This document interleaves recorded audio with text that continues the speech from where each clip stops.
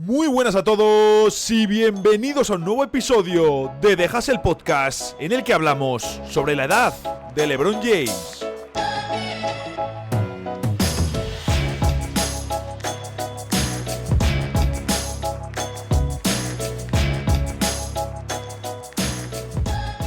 Estoy grabando un miércoles por la tarde, más bien ya tarde-noche. De hecho, según termine luego de montar, no voy a editar el programa completo, ahora os explico por qué, pero según termine de editar lo que voy a grabar ahora, me voy corriendo al cine. Bueno, corriendo técnicamente, literalmente no, pero me voy raudo y veloz al cine, que me voy a ver Gladiator 2, que todavía no la he visto, no he podido, entre unas cosas y otras, no he podido encontrar el momento.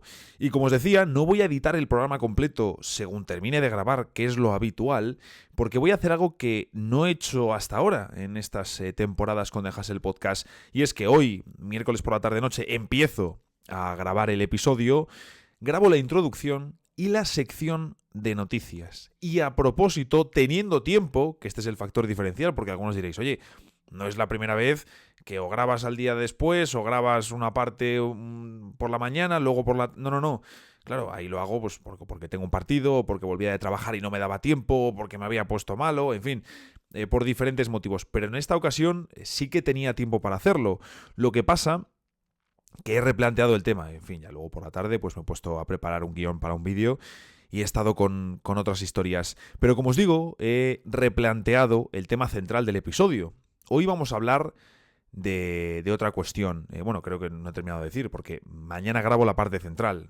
Es decir, el jueves, como tal, el día en el que publico el episodio, voy a grabar la parte central del programa. ¿Y a qué se debe esto? Pues a que, como os decía, he cambiado de tema. ¿Por qué? Porque se ha hablado mucho estos últimos días, sobre todo hoy miércoles, es decir, en los días anteriores a que publique este episodio. Sobre todo el miércoles se ha hablado mucho de si LeBron James está o no viejo, de si está mayor, sobre si ha empezado ya su decadencia. Y mirando el calendario, he dicho, hombre, que los Lakers juegan esta noche, es decir, de miércoles a jueves. Oye, pues, ¿por qué no? Puede ser interesante un programita sobre este tema. Y el que teníamos agendado para hoy lo movemos hacia más adelante, con ese tema no hay ningún problema. Nos sirve de sobra. Pero como os decía, oye, se ha hablado mucho, sobre todo este miércoles, un día en el que no ha sido quizás el más ajetreado. Yo he visto de repercusión de noticias NBA y hemos tenido bastantes cosas. Hemos tenido una tangana importante, hemos tenido un montón de partidos, hemos tenido la Copa NBA y aún así ha sido un día bastante calmado en lo que a noticias se refiere. También en los días anteriores a lo mejor hemos tenido alguna información un poco más destacada, pero ha sido un día de poco de revuelo y quizás el mayor revuelo ha pasado por si LeBron James está o no viejo, sobre esta racha de partidos reciente que, como digo, vamos a analizar, sobre todo en el episodio central. Ya he dicho, oye, pues voy a dejarme el guión hecho, incluida la parte central del episodio, a la que me levante el jueves, me veo el partido de Lakers y Miami, añado algunas cosas al guión que he dejado para rellenar, si tengo que modificar algo lo modifico, y me pongo a grabar la parte central para subir el episodio. Y como digo, es un tema que, aparte de que se está hablando mucho, es un tema que me apetece, porque quiero comentar un par de cuestiones en concreto, sobre todo lo que se está diciendo, todo lo que se puede estar exagerando y todo lo que puede que no se esté teniendo en cuenta cuando hablamos de esta cuestión. Siempre apetece hablar de LeBron James, al menos a mí, y creo que en general incluso al hater de LeBron siempre le apetece hablar de LeBron James, incluso más que al fan del rey. Pero me parece incluso todavía más interesante plantear el tema, ya no porque se puede hablar de cuál ha sido la mejor versión de LeBron, de la versión atlética de LeBron en Miami o de su versión en la segunda etapa de Cleveland, de lo que propició su fichaje por Miami Heat, de muchas cuestiones. Se puede hablar de lo que pudo ser y no fue, de no haberse marchado a Los Ángeles Lakers y haber primado otras opciones que deportivamente eran mejores. Se puede hablar de mil cosas sobre LeBron, pero me parece muy interesante también tocar el tema de si ha llegado o no, de si cuándo llegará la decadencia de LeBron James. Bienvenidos a The Hustle Podcast.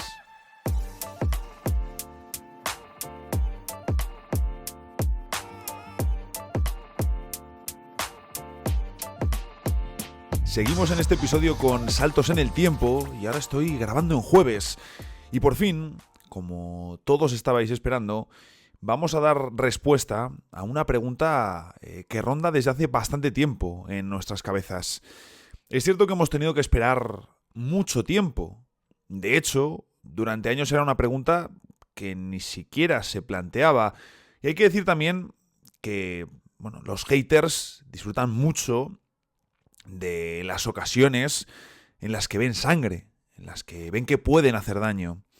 Aprovechan a la mínima, pero honestamente creo que en esta ocasión no tienen razón. Porque la verdad, he disfrutado de Gladiator 2. Mucha gente decía, bueno, esta es una secuela bastante innecesaria. Oye, a mí me ha gustado, la he disfrutado. Reviews en spoilers, tranquilo, por si no la has visto todavía.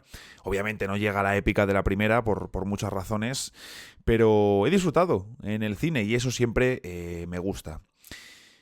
Ahora sí, vamos con el tema que os comentaba en la introducción sobre si LeBron James está o no mayor, sobre si LeBron está o no viejo, que por cierto, tremenda decisión que he tomado con esto de levantarme para ver el partido de Los Ángeles Lakers. Además, fijaros, ha sido una actuación, diría que más brutal, más que brutal de Miami, ha sido bochornosa de los Lakers para ese 93-134, ha sido una cosa absurda, y ha habido un momento que he dejado el partido, lógicamente. Pero claro, fijaros, yo normalmente en temporada regular no uso el botón de no spoilers, ¿no? De ocultar los resultados. En temporada regular, al final, con todos los partidos que hay que priorizar y saber qué necesitas ver o qué no necesitas ver antes que otra cosa para luego ponerte con el contenido, con los análisis y demás. En playoffs sí que me gusta ver los partidos con el modo, con los marcadores quitados, pues para que tener ese punto de emoción, ¿no? Y pues obviamente no miro el móvil hasta que he visto el partido, porque si no eso es una máquina de spoilers. Pero claro, en esta ocasión he dicho, oye, venga, voy a quitar los resultados, hoy además será una jornada con menos partidos, me levanto, veo a los Lakers y ya me pongo a retocar el guión. Y claro, además ha habido un momento, al principio del partido ya Miami se ha separado, luego los Lakers se han vuelto a acercar, pero es que luego ha vuelto otra vez el vendaval de los triples en el tercero y ha sido una auténtica locura.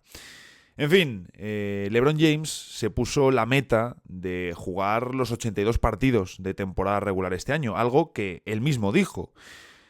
Pero ya J.J. Redick ha dicho que quizás no es lo mejor, que quizás no es lo que más les interesa.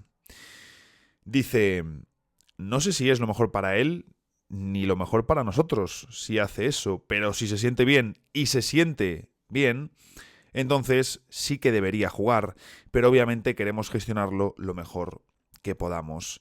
Claro, porque puede haber una cuestión de, oye, ¿hasta qué punto puede estar afectando el cansancio? Quizás a LeBron James para estos lanzamientos que estamos viendo en algunas ocasiones hemos visto algún airball muy complicado, ¿no?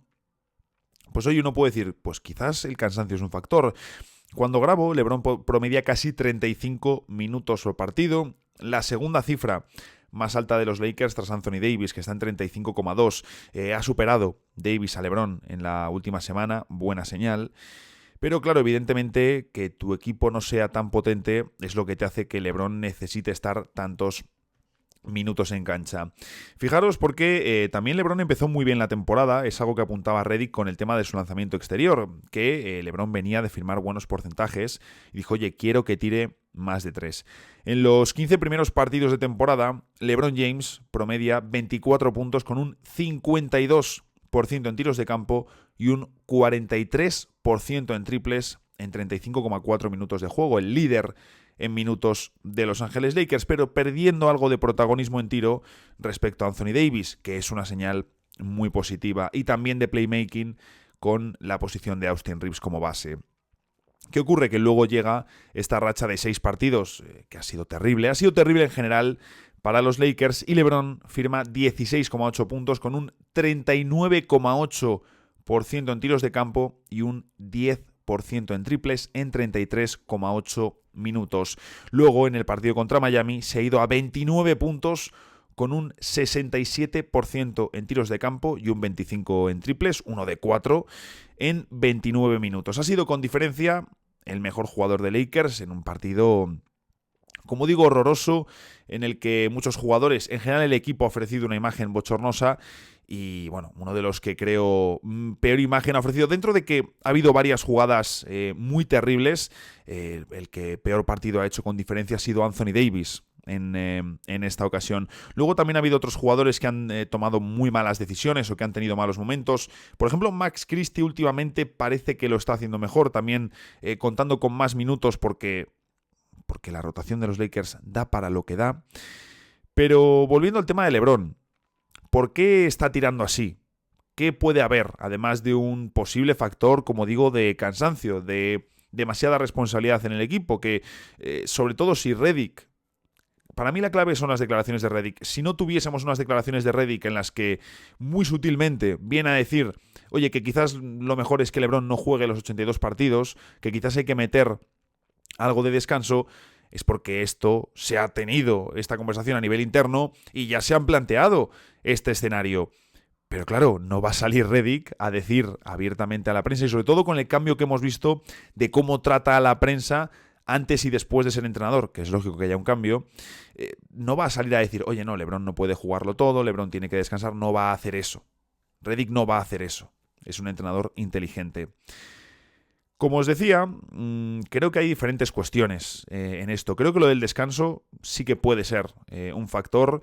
De hecho, que durante la última semana haya reducido un poco sus minutos, también porque ha habido derrotas, creo que es una señal de tratar de cuidarle al máximo, como tiene todo el sentido del mundo. Y también, por otro lado, LeBron dice, oye, yo me queda muy poquito aquí, me quedan esta y otra temporada, quiero jugar todos los minutos posibles. Entonces, bueno, está ahí un poco el debate. El caso con LeBron es que podemos plantearnos, oye, ¿cuánto está tirando de 3? Porque, lógicamente, si tú tiras mucho de 3, si tú tiras más de 3 que de 2 y tienes una mala racha con el triple, eso va a afectar mucho a tus porcentajes de tiros de campo, ¿de acuerdo? No es lo mismo no, es que la mayoría de mis lanzamientos son en la pintura, tengo un porcentaje muy alto en la pintura y por lo tanto pues no me afecta, pues puedo tener algún mal día, pero un mal día a lo mejor es un 50%, un 40%, ¿no? Entonces tengo un mal día con el triple, no te meto uno y eso sí que afecta mucho a mis números. ¿Es una mala racha? ¿O qué es lo que está sucediendo?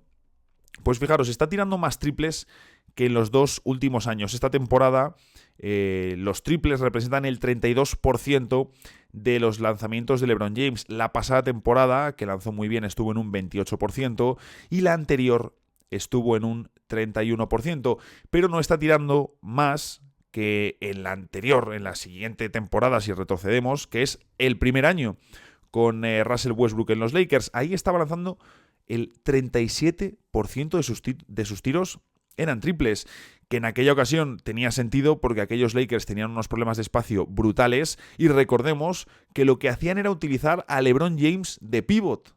Era una cosa bastante curiosa, les dio unos resultados extraordinarios en una temporada en la que peleaban por sobrevivir y no hacer el ridículo, que lo hicieron muchísimo.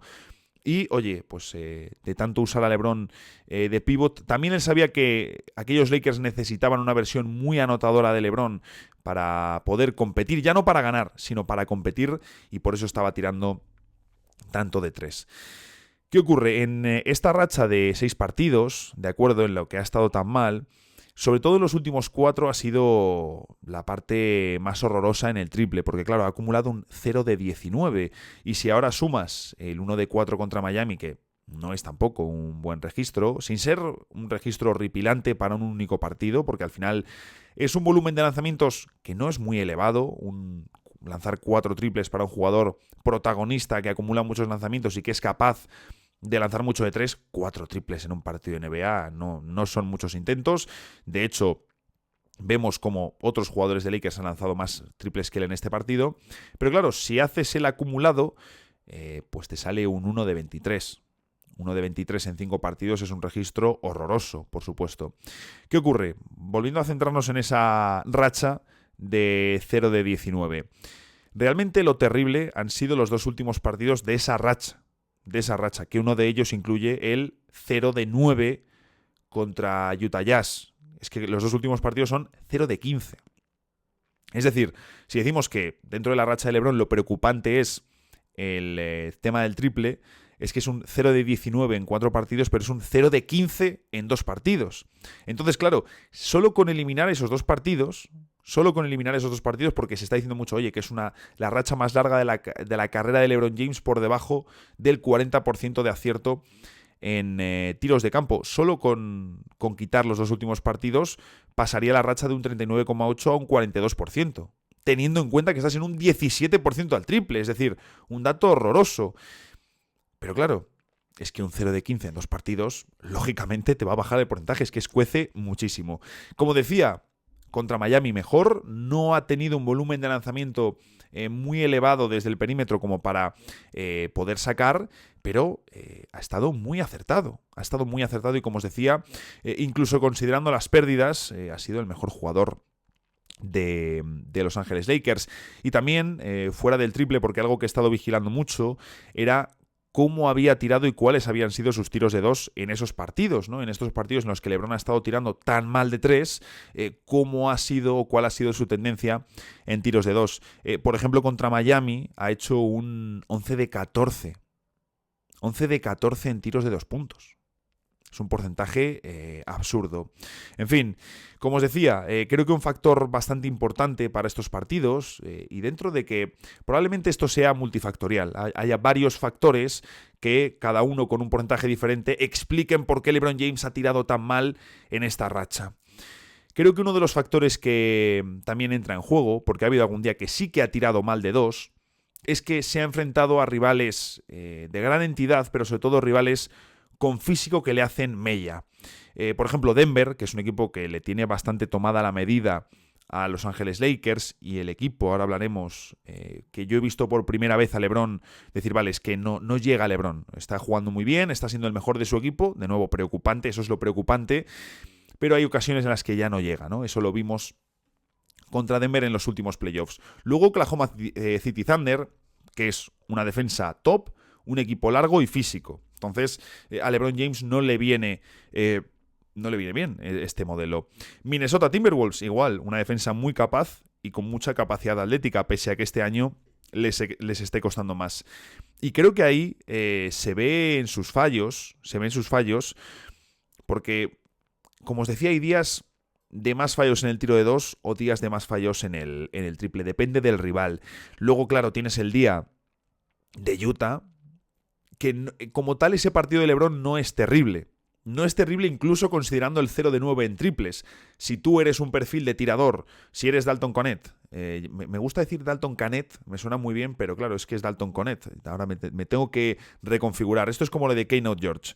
En fin, si tú eres un tirador, si tú eres Dalton Knecht y sales y tu papel es ser el tirador del equipo, realizas 11 tiros, de los cuales 9 son triples y fallas los 9 triples, pues has jugado muy mal, porque tu propósito, tu rol principal es meter triples. Si tú eres LeBron James, lanzas un día muchos triples, haces 0 de 9, pero sigues sumando en la anotación y en otros factores para hacer que tu equipo gane, pues oye, no te voy a decir que ha sido tu mejor partido porque no lo puedes decir, pero aportas más que un jugador que sea solo tirador el día que hace un 0 de 9. Ese partido de LeBron, que tiene el airball ese horroroso, no es tan terrible como se ha considerado por ese 0 de 9 en triples. No es tan terrible ese partido de LeBron James. ¿Qué ocurre? Que ese día era incapaz de meter un solo lanzamiento exterior. Ahora, yo os digo, dentro de las jornadas NBA, que es imposible verse todo, y quien te diga que se ve todo miente, es imposible verse todo, a mí siempre me gusta revisar, aunque sea un poquito, qué ha sucedido en cada partido, por ver, oye, pues saber quién está o no de baja, qué rotación están utilizando, algún detalle de algún jugador me pongo a ver solo sus clips, es decir, por revisar un poco la imagen general. Los días que hay 15 partidos es imposible que te dé la vida para verlos todos y luego además tienes que compartir contenido. Y como os decía, tú mirando todos los días te vas a encontrar tiradores muy buenos que tienen noches aciagas, pero noches aciagas de no meter un puñetero triple y lanzar 8, 9, 10, 11 triples y no meter ninguno. La racha de LeBron es muy mala, por supuesto que es muy mala. Por supuesto que es muy mala en cuanto al lanzamiento. Como os decía, la peor racha de tiro de su carrera, esos 6 partidos seguidos. Y hay una cuestión muy sencilla y es que es normal que en algún momento baje. Ya lo hemos visto. Porque la realidad es que desde hace un tiempo vivimos la decadencia de LeBron James. Esto es así. Sí, James está en decadencia, está viejo. Y aún así, sigue siendo uno de los mejores de la liga. Ya comentaba en los pasados playoffs que fue la primera vez en toda mi vida en la que he visto a LeBron no llegar. La primera vez. La primera vez. Recordemos que cumple 40 años este mes de diciembre. Y desde hace tiempo que estamos en esa cuesta abajo, pero es que ha tardado muchísimo en llegar y está siendo poco pronunciada. Es decir, en estos partidos en los que los Lakers han tenido problemas, el motivo principal por el que han perdido no es la falta de acierto de LeBron James. Tienes problemas defensivos. Tienes un Anthony Davis que ahora está un poco renqueante y bastante pasivo también a nivel defensivo. Si tienes una defensa muy comprometida, al jugador al que más necesitas atrás con diferencia es Anthony Davis. Contra Miami la imagen ha sido bochornosa. A ver si sirve de punto de inflexión un poco para el equipo, porque Redick ha dicho, oye, esto es parte de mi trabajo, esta es para mí, pero yo necesito responsabilidad sobre la cancha. Y los Lakers no la han tenido en este partido. En este caso, con el lanzamiento de LeBron, a mí me parece bastante claro que ha sido una racha. O es una racha, incluso si el próximo día tira mal de 3. Puede incluso que no eleve sus porcentajes por encima del 40% en lo que queda de temporada. LeBron nunca ha sido un gran tirador, pero por la evolución del juego y su propia evolución está tirando más de 3 en los últimos años, porque ha terminado siendo un mejor tirador de lo que se esperaba al inicio de su carrera. ¿Y qué ocurre? Que según pase el tiempo, pues probablemente habrá más de estas. Quizá no tan exageradas de un 0 de 9 en triples, pero las habrá. Por pura lógica, vaya. Lo que no puede ser es que literalmente hace 2 semanas, era noticia que LeBron encadenaba 4 triples dobles seguidos por primera vez en su carrera. Esa era la noticia hace 2 semanas, 16 de noviembre, cuando Los Ángeles Lakers se estaban sintiendo muy bien. Se estaban sintiendo muy bien, todos elogiábamos el juego de los Lakers, el trabajo de Redick, oye, qué bien lo están haciendo. Y ahora es cierto que, bueno, los Lakers están pasando por una pequeña crisis de resultados y de sensaciones. Las temporadas son muy largas, son 82 partidos, y salvo que seas o un equipo muy potente o un equipo del fondo todo el año, lo normal es que tengas alguna mini crisis durante la temporada. Es lo que les suele pasar a todos los equipos. Pero claro, es curioso porque se nota en general en todo el equipo. Que, por ejemplo, el ataque no es tan dinámico como el inicio. Yo creo que están echando mucho de menos la figura de Austin Reeves. Con D'Angelo Russell también tienen menos ritmo. Bueno, si encima se junta que Connect no tiene un buen acierto, que no tienes a Austin Reeves de inicio que te da más ritmo, que Anthony Davis no está al nivel MVP en los últimos partidos, que LeBron está tirando mal de 3, es que son muchos factores. Que tu banquillo es inexistente y que tu único foco interesante en los últimos partidos está siendo Max Christie, en un banquillo en el que tienes a Max Christie, Gabe Vincent, Christian Coloco y Cam Reddish. Pues hombre, es que hay muchos factores para preocuparse fuera del acierto que está teniendo o no LeBron James, que no es el primer motivo por el que están mal estos Lakers. Pero bueno, la conversación se concentra en torno a LeBron James. Tiene todo el sentido del mundo. Por eso este episodio se llama si LeBron James está viejo o no. No qué es lo que está pasando en Los Ángeles Lakers. Y tendría mucho más sentido hacer el segundo episodio, porque además lo de si LeBron está viejo o no va dentro del mismo. Pero, claro, yo entiendo que vende menos. En general es una cuestión de equipo, pero lo que no puede ser, porque no tiene ningún sentido, es que hace 2 semanas estuviésemos diciendo, oye, LeBron no envejece. Esta versión draymonizada que están sacando en los Lakers con la pizarra de JJ Redick es impresionante. Y ahora, por una muy mala racha de tiro, la peor de su carrera, 6 partidos, 6 partidos. Ya le sentenciamos, no, es que el tiempo, como a todos, ya le ha alcanzado, es que LeBron ya se ha hecho viejo. ¿En 2 semanas? ¿De verdad? ¿Cómo ha pasado el tiempo? ¿Ha sucedido que ahora el tiempo pasa más rápido para LeBron de lo que pasa para el resto de seres humanos? Es que no tiene ni pies ni cabeza. Yo entiendo que un hater aproveche. Haters hay de todos y de todo y de todo el mundo. Bueno, no de todo el mundo, tienes que ser lo suficientemente relevante. Pues LeBron, como mucha gente, tiene muchos haters. Fantástico. Maravilloso. Que un hater aproveche la ocasión es lo que se espera de un hater. Pero, ¿un creador de contenido, un periodista? Bueno, aprovecha de las interacciones fáciles, claro, pero yo entiendo, ¿no? Que es más fácil decir eso. Es más fácil decir eso que meterse a ver los tiros que ha hecho LeBron. ¿Contra quién ha jugado? ¿Quién le ha defendido? ¿Cuándo está tirando? ¿Cuánto está tirando, perdón, desde cada parte de la cancha? En fin, que encumbramos y matamos muy rápido. Quizá demasiado. Lo cierto es que estos Lakers piden a gritos recuperar a Austin Reeves, recuperar a más jugadores lesionados porque llevan sin juego interior desde el primer día.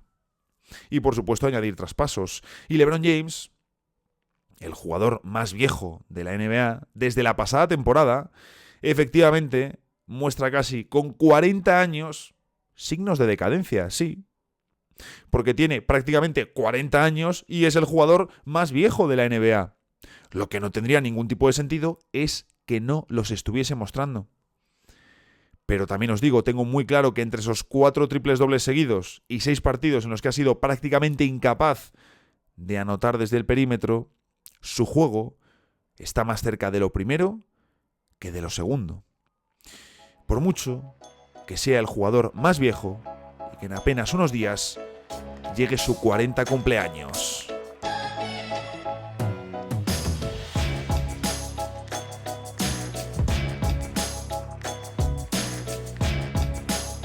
Hoy es jueves y eso en The Hustle Podcast significa que tenemos la sección de noticias. Arrancando con un tema que ya comentamos incluso también en la sección de preguntas y respuestas, pero del que se sigue comentando, del que mejor dicho, siguen saliendo nuevas informaciones. Y es que se espera que Chicago realice al menos un movimiento significativo antes del deadline de febrero. Es una información de Mark Stein, pero yo lo que me pregunto es ¿de dónde le llega?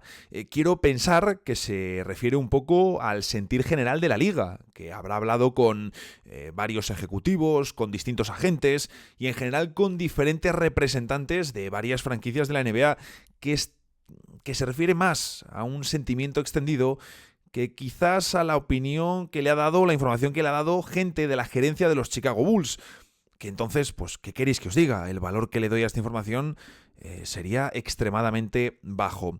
Porque lo último que supimos, lo último que comentamos, es que ninguno de los dos grandes jugadores que Chicago quiere mover, es decir, Zach LaVine y Nikola Vucevic, que ninguno de los dos tenía valor de mercado. Entonces, o bien es un traspaso sorprendente, un movimiento que no nos esperamos, que aparezca algún equipo un poco de la nada, o bien aparece otro protagonista. Y aquí todos los focos apuntan a un tercer jugador, Lonzo Ball. Termina contrato, casi $22 millones, y podemos preguntarnos si es o no el mejor activo de Chicago, viendo cómo están las situaciones con LaVine y con Vucevic. Sí, LaVine está ofreciendo ahora un gran rendimiento, pero es un contrato muy importante y un jugador sobre el que giran muchas dudas respecto a cómo de fácil o de sencillo te ayuda. Bueno, he construido la frase un poco mal, pero existen esas dudas, ¿no? Respecto a si LaVine realmente te ayuda o no a ganar en la NBA. Y con Nikola Vucevic, un fantástico jugador de baloncesto, pero que tiene graves dolencias en defensa. Claro, encima ya si les unes en Chicago, pues complicado, la verdad, rendir así. ¿Qué ocurre? Que Lonzo Ball, como os decía, pues oye, podría ser el mejor activo de los Bulls, o más que el mejor activo, uno en el que los equipos muestren mucho interés de cara a este mismo verano. También, claro, el mejor activo al lado de Vucevic y de Zach LaVine hoy en día es demasiado fácil, extremadamente fácil. ¿Qué ocurre? Lonzo Ball, que esos 22 millones le podrían interesar a bastantes equipos de cara a liberar dinero para la próxima agencia libre. Solo ha jugado, hablamos de un jugador que ha vuelto después de 2 temporadas en blanco, pero claro, es que solo ha jugado 6 partidos este año, que es lógico, es normal, tiene que coger ritmo, tiene que recuperar confianza y sensaciones de jugador de baloncesto, pero claro, es que o aparece un equipo que verdaderamente, que primero no le importe mucho competir o que no le importe demasiado arriesgarse con Lonzo, O es que no tiene sentido. No tiene sentido. No vas a hacer un movimiento por Lonzo si solo ha jugado 6 partidos o si está prácticamente, si no ha demostrado todavía que puede mantenerse sobre una cancha de baloncesto. Pero, oye, puede existir el caso en el que una franquicia verdaderamente quiera liberar esos 22 millones o quiera aprovechar ese contrato de Lonzo. Como ya revisamos en ese preguntas y respuestas, el mercado lógico para Lavin y para Vucevic es prácticamente nulo. Si uno de los dos sale, como os comentaba, es porque algún actor inesperado sale a la escena. Me estaba planteando, digo, oye, voy a volver a mirar los equipos a ver si alguno se me ha escapado. Y pensaba, no sé, Miami Heat. Quizás lanzarse a por Zach LaVine, porque obviamente Vucevic, estando Bam Adebayo, no tiene sentido. Pero oye, quizás Zach LaVine, Duncan Robinson, que no ha empezado muy bien, tiene un contrato grande, Terry Rozier le han movido... Fíjate que Terry Rozier, yo confiaba muchísimo en esta operación para Miami y no les ha salido nada, pero nada bien, la de apostar por el ex base de Charlotte Hornets. Le han mandado al banquillo, de hecho, a la segunda unidad a Terry Rozier. Pues oye, quizás puedes combinar sus contratos, tratar de hacerte con Lavin. Digo, oye, pues es lo único que medianamente se me pasa por la cabeza y digo, tendría algo de sentido. Y sabemos que en Miami gustan mucho las estrellas. Pero claro, también ha salido que quieren esperar a que pase la temporada para resolver la cuestión Jimmy Butler, jugador que también termina contrato, y esto es lo central en la franquicia. También sabemos que con Pat Riley al frente y esa cultura de las estrellas, si se les pone Lavin a tiro, oye, y no es un mal precio, lo mismo confían en poder sacar su mejor versión. Oye, de todos los equipos que miro, la verdad que es que ya estamos mirando opciones, miramos opciones pero creyendo muy poco, confiando muy poquito en lo que vemos. Pero es lo que decimos siempre, en algún momento digo yo que se dará el traspaso de Lavin. Digo yo, si llegaron a traspasar a John Collins, que estuvo durante años sonando para salir de Atlanta, si le llegaron a traspasar, entiendo que Lavin saldrá, aunque por ejemplo Clint Capela y Bogdan Bogdanovic, otros dos fijos de cada trade deadline, oye, ahí siguen en Atlanta, o sea que nunca se sabe lo que puede suceder con estos casos. Pensaba en Indiana, digo, oye, si Indiana continúa en ese camino, es decir, un equipo competitivo que está mal, porque si te vas a por Lavin o por Vucevic es para competir, son contratos importantes, pero claro, es que Lavin como movimiento inesperado, porque en el interior teniendo a Siakam y a Miles Turner no tiene ningún sentido, y más con lo que estás invirtiendo en el desarrollo de Jarrett Walker, teniendo también la figura de Obi Toppin, no tiene ningún sentido. Vucevic, claro que no. Pero es que Lavin sería un movimiento desesperado que tampoco encaja, porque si buscas algo en Indiana sería quizás traerte un forward que te ayude a subir el nivel defensivo. Y oye, pues tienes a Mathurin, que es un jugador que probablemente no te va a pedir un contrato como el de Lavin y te está dando un rendimiento bastante importante. Son dos dimensiones diferentes de jugadores, tampoco tan lejanas. Mathurin todavía descubriendo lo que es como jugador, entonces no le veo sentido. Y claro, equipos como Sacramento Kings o Los Ángeles Lakers, que podrían querer refuerzos, o mejor dicho, quieren refuerzos para competir, lo que necesitan es defensa, no ataque. Y precisamente, hablando de los Lakers, pues hombre, incluso aunque la parte central del episodio gire alrededor de la gran estrella de Los Ángeles Lakers, no puede haber una sección de noticias sin novedades de los Lakers. Y además aquí tenemos un caso bastante particular, y es que Jarred Vanderbilt sigue con sus problemas físicos y se retrasa su vuelta a las canchas. Esto es un tema bastante llamativo porque recordemos que la pasada temporada, en la 2023-2024, Vanderbilt ya comenzó el curso perdiéndose los primeros 20 partidos de temporada regular por una bursitis en el talón izquierdo. Un Vanderbilt que, recordemos, venía de ser muy importante en unos Lakers que habían llegado lejos, que habían gustado, que habían convencido a la opinión pública. Unos Lakers que habían llegado a las finales de conferencia de la NBA y que querían, oye, ¿por qué no volver a repetir la jugada? Vanderbilt fue un jugador importante, de hecho era el especialista defensivo perimetral sobre todo, y le vimos hacer, por ejemplo, un fantástico trabajo contra Stephen Curry. Pero claro, empieza la temporada, como os digo, se pierde los primeros 20 partidos de la pasada temporada, ¿de acuerdo? La 2023-2024. Regresa y después sufre un esguince en el pie derecho y se queda fuera desde el 1 de febrero. Desde el 1 de febrero no volvió a jugar. Se quedó fuera y no estuvo en playoffs. Después de eso, pasó por quirófano en mayo, ¿de acuerdo? Y el 20 de noviembre, fijaros, desde mayo que operan a Vanderbilt, que pasa por el quirófano, por ese pie derecho, por ese esguince en el pie derecho, hasta el 20 de noviembre los Lakers no anuncian que la recuperación de la cirugía va por buen camino, que no ha sufrido ningún retroceso. Pero ¿qué ocurre? Que le hacen esa cirugía en el pie derecho, en el pie del esguince, pero es que además también le extrajeron un espolón óseo del pie izquierdo.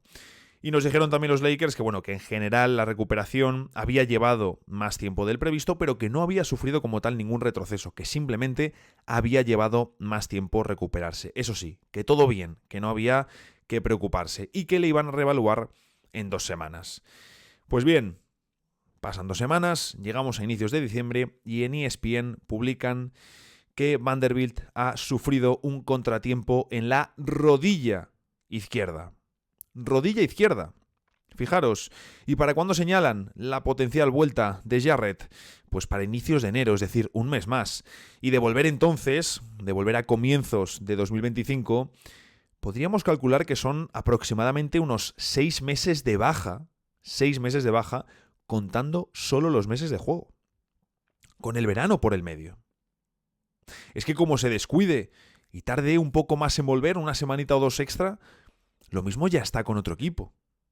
Sabemos que los Lakers, se presentan como uno de los equipos más activos en el mercado de traspasos. Y lo cierto es que Vanderbilt, un jugador que vamos a ver si tiene o no papel en estos Lakers con Redick, lo hemos hablado en varias ocasiones, pero es que tiene un contrato 10,7 millones para la actual temporada, 11,6 para la siguiente, 12,5 millones en la 2026-2027 y luego una opción de jugador por 13,8 millones en la 27-28, cuando tendrá 28 años precisamente. Es un contrato muy útil para la NBA actual, para un jugador que puede ser titular, sabes que te va a dar limitaciones en playoffs, aunque creo que tiene su margen ofensivo y a mí me hubiese gustado ver un poquito más de recorrido a Vanderbilt como titular en los Lakers, pero como jugador para el banquillo te viene, de forma fantástica. Depende mucho también del entrenador y del tipo de rotación interior que hagan, del tipo de esquema defensivo que sigan, pero como le pille un entrenador, por ejemplo, Tom Thibodeau, pilla a un jugador así, y estaría encantado. Y vamos ya con la siguiente noticia, la última que tenemos hoy en esta sección, y en este caso he juntado varias novedades, varias publicaciones recientes respecto a un equipo, y es que nos cuentan que los Pelicans siguen interesados en construir su equipo alrededor de Zion Williamson, que siguen confiando en él, y ojo a esto porque ya tenemos respuestas sobre lo que va a pasar con Brandon Ingram, o eso cuenta Shams Charania en ESPN. Y es que los Pelicans, que están sufriendo muchísimo esta temporada, están con muchas lesiones, una rotación destruida, un récord horroroso, están al fondo de la clasificación del oeste. Luego han tenido el caso muy llamativo de Elfrid Payton, al que trajeron por necesidad y ahora han vuelto a cortar. La NBA es una liga ultra competitiva en la que un tío como Elfrid Payton viene, le da un buen rendimiento a los Pelicans durante varios partidos y de repente vuelve a quedar fuera de la escena. Es una cosa, el nivel es brutal y ahí decían también, es que se hacen falta más franquicias en la NBA porque el nivel y el caudal de talento que hay no es suficiente, faltan plazas para toda la calidad que existe en el mundo del baloncesto. En fin, como os decía, los Pelicans están al fondo de la clasificación, al fondo de la conferencia oeste, y una de las peores noticias de su temporada, sin ninguna duda, es en general la salud de Zion Williamson. Salió un vídeo suyo en el que se le veía bastante pasadete. Es decir, en general no suelo fiarme mucho de este tipo de vídeos, de este tipo de publicaciones que aparecen por los ángulos, por la luz, por la calidad del dispositivo, por mil razones. Pero ¿qué ocurre? Que este era un vídeo compartido por Zion y su entorno, no de una cuenta random así grabado desde lejos, no. Y claro, el vídeo sí que le ves y dices, ostras, no se le ve fino. Y Zion necesita estar más fino. Algo que hemos visto ya en varias ocasiones. La cuestión es que se ha hablado mucho en torno a una frase, porque Charania ha dicho, o ha salido a decir, que los Pelicans no se plantean cortar a Zion. ¿Pero por qué los Pelicans iban a cortar a Zion? ¿Qué sentido tiene esto? Sobre todo porque hablamos de un contrato bien potente que tiene 36,7 millones esta temporada, 39,4 millones para la siguiente, 42,1 millones para la próxima y en la cuarta de contrato 44,8 millones, casi 50. ¿Cómo van a cortar un contrato así? Con lo que supondría para sus libros, con lo que supondría para los salarios de los Pelicans. Bueno, pues resulta que podrían hacerlo, ojo a esto, por una cantidad de entre 0 y 8 millones de dólares debido a unas cláusulas de peso que hay en el contrato de Zion Williamson. No han dado muchos más detalles, pero venía a decir algo así como unas cláusulas sí, de peso, pero referidas un poco más hacia futuro. Entonces quizás es que cuando acabe cada temporada o cuando empiece cada temporada le hacen una serie de controles. No tengo ni puñetera idea porque, como os digo, no han dado más información, pero de verdad, esto es una cosa que me ha llamado la atención. También sabemos, no es el primer contrato que tiene condicionantes respecto a la salud de un jugador. El caso de Joel Embiid es otro muy conocido. Pero claro, yo entiendo que lo firmes con Joel Embiid porque dices, oye, mira, tienes muchos problemas de lesiones, has estado muchos años fuera, entonces nos queremos proteger. En el caso de Zion, es con el peso. Es con el peso, es subirle a una báscula para saber cuánto pesa. Entiendo que también lo hacen para controlarle, pero, hombre, por supuesto que es para controlarle, pero, ostras, choca bastante, ¿no? Creo que algún día, aparte de que el boom mediático de Zion ha bajado una barbaridad, se ha pinchado muchísimo ese globo, sí que me gustaría que en algún momento, yo creo que tendremos que esperar bastante, salga alguien a contar bien qué ha sucedido con estos años de Zion Williamson, porque era un jugador que no se lesionaba nunca, que era una estrella que vendía una barbaridad.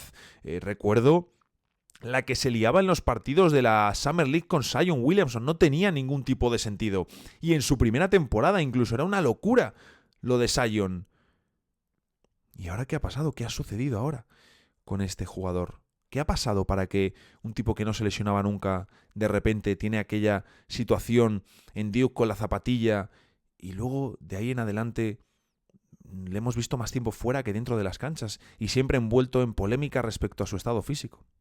Y de nuevo, no soy nada fan de este vídeo se le ve de lateral que de repente... Bueno, ya vimos también a James Harden gordo y de repente un par de semanas después en Brooklyn estaba el tío fino, en fin.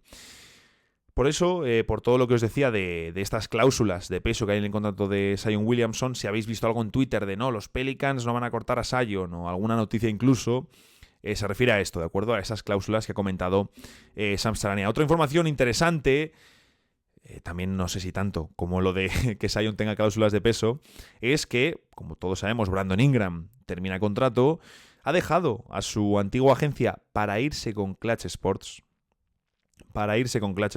que suelen conseguir buenos destinos para sus agentes, que tienen mucho poder en la industria y agencia a la que, pues oye, alrededor de la que gira y siempre hay un poquito de drama.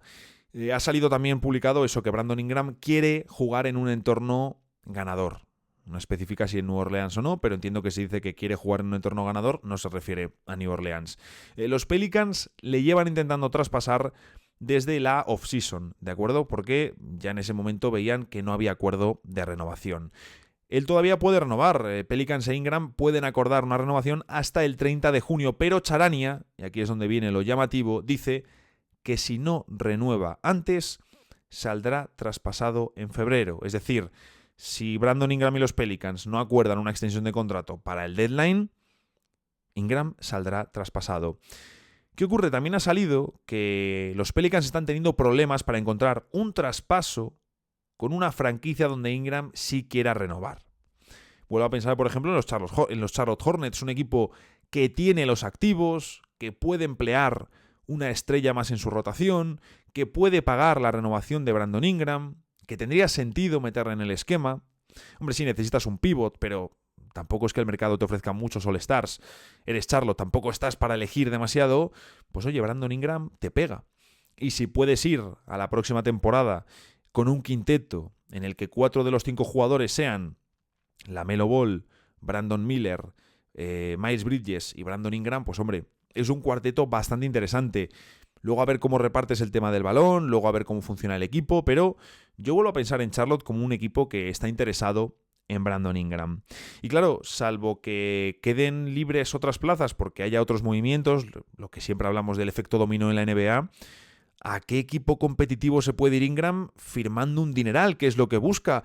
Porque, como digo, tienen que abrirse huecos sí o sí, o aceptar Ingram, vaya, un destino que no encaje al 100% con lo que busca. Porque si no, difícil va a estar la historia. En fin, hasta aquí llega otro día más comentando la NBA aquí con todos vosotros, que por cierto, tenéis ya publicado el primer episodio con Mike, lo he subido aquí también como audio a Spotify. Dentro de 2 semanas saldrá el segundo episodio. Debo decir que, bueno, para los que lo hayáis visto en YouTube o lo veáis en YouTube, sí que es cierto que nos pusimos aquí en mi cuarto a grabar. Y yo también estoy más acostumbrado, sí que trataba de acercarme más, pero bueno, a Mike también es normal, es su primer día, yo tampoco se lo dije un par de ocasiones, pero tendría que haberle insistido más en acércate al micro. Pasa que la conversación, pues la verdad que yo lo disfruté mucho, me gusta mucho hablar con Mike de NBA, te pones a hablar, no caes y de repente pues dices, ostras, que han quedado los sonidos descuadrados, ¿no? Pero bueno, estuve ahí editándolo, lo corregí bastante respecto a la versión original, pero todavía no conseguía o no me gustó cómo resultó el audio. Pero de cara a la siguiente tanda de grabación le diré, oye, Mike, vente un día, te invito a una cervecita y grabamos un par de episodios más, ya corregiremos esto para que el audio esté perfecto. Así que, oye, qué bueno es. Hemos pasado de mencionar a Mike en las intros, de esos mensajes agresivos y amenazadores que me enviaba, a tenerle ahora aquí en Dejas el Podcast. Una forma maravillosa, y debo decir que también me apetecía publicar un contenido un poco más informal. Es algo que quería hacer, así que, oye, yo encantado de poder hacerlo. Y si os gusta y lo disfrutáis, pues iremos grabando más episodios. Y mientras tanto, a disfrutar mucho, y ya sabéis, nos vemos por aquí el lunes en el próximo episodio de Dejas el Podcast.